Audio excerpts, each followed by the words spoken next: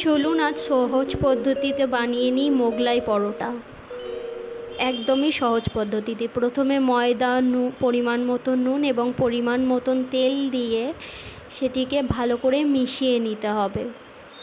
মিশিয়ে সেটিকে তারপর মুঠো করে দেখে নিতে হবে যে সেটা ঠিকঠাক হয়েছে কি না।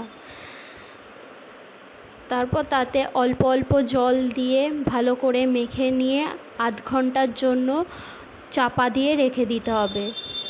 তারপর আমরা একটি ব্যাটার তৈরি করব। সেই ব্যাটারটার জন্য লাগছে আমাদের ধনেপাতা কুচি, লঙ্কা কুচি, ব্রেড ক্রাম্বস, নুন, জিরে গুঁড়ো, ধনে গুঁড়ো, পেঁয়াজ কুচি এবং ডিম। এইগুলো দিয়ে আমরা একটা ব্যাটার তৈরি করে নেব এবং নিতে হবে লেচিগুলো কেটে একটা একটা করে বেলে নিতে হবে ভালো করে।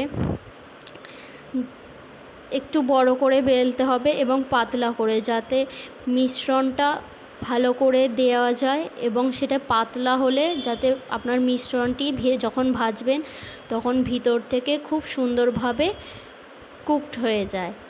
তো মিশ্রণটি এবার দিয়ে সেটিকে ভালো করে চাড়িয়ে দিতে হবে যাতে সুন্দরভাবে সেটি হয় এবং এইভাবে দেওয়ার পর মিশ্রণটিতে এক সাইড করে মুড়ে নিতে হবে।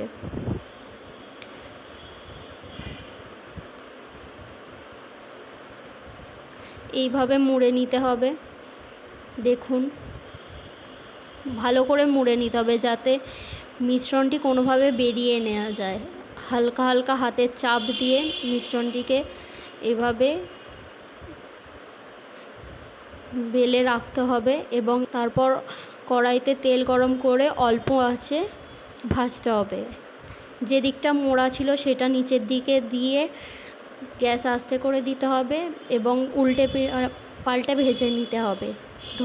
ভয়েসটি দেওয়ার সময় হয়তো অনেকেই আওয়াজ পেয়েছেন, আর যেহেতু আমি প্রথম ভয়েস দিচ্ছি হয়তো একটু ভুল হতে পারে।